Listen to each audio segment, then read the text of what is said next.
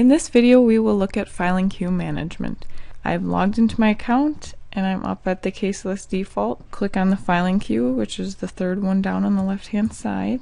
Some of the things that you can do from here are reports. If I'm the firm administrator, I can see myself as well as my firm activity. And then every time you choose the options here in the sorting area, you need to choose to filter. Then it will redo what's available here to include everything. I can see the entire firm if I'm the firm administrator. I can search by statuses, so I can see all rejected cases and filter that. I can search based on errors or accepted, which is probably the most common one to work with, at least for billing purposes.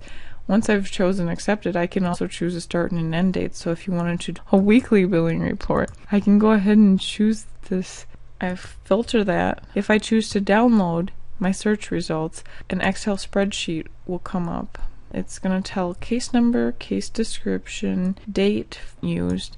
It will also tell you if you choose, besides the envelopes tab, there's a filings tab. It gives case number, the filer, the attorney, the filing title, as well as what was filed. These were e-file only. And most importantly, the user filing number. This is what you would use to link the filings back to each client. This feature can be used for the firm administrator or for accounting purposes. A user could track things too this way if they felt like it, but most users probably wouldn't need a spreadsheet. They could probably just track here on their own. It's also recommended that you choose auto refresh here at the bottom.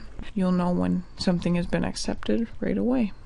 On the accepted cases, if I check the details tab, it will just give me all of my case information. So I've got payment, who I filed on behalf of, the fees, the user filing number, so that's my internal firm number for the case.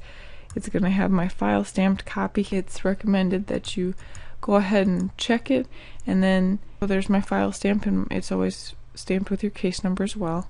You can go ahead and save that right now if you had a need to keep that file stamped copy. This link will become inactive after 90 days. You wouldn't be able to check for it again after that point. If we check out our rejected ones, we will see in the details at the very bottom, the top is the payment information. At the very bottom, it gives the reason for the action of the rejection. So this one was wrong, or existing case, please resubmit into the proper case number. So we know what was wrong with that one, and we can go ahead and fix that.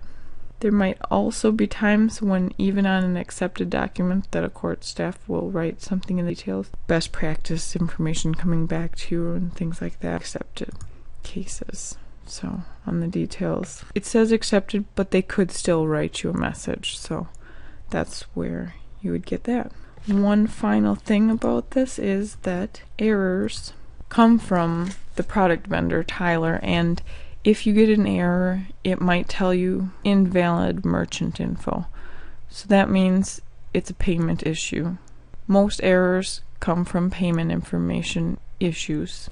All errors would need to go through Tyler, the application vendor. So you would want to contact Tyler. An error never even gets a chance to come to the court. An error bounces back to the user very quickly. If you have any questions, remember that the link for the Second Judicial District is here, as well as all the contact information with the chat, the email, phone, as well as Tyler Technologies phone and email for those technical questions such as errors.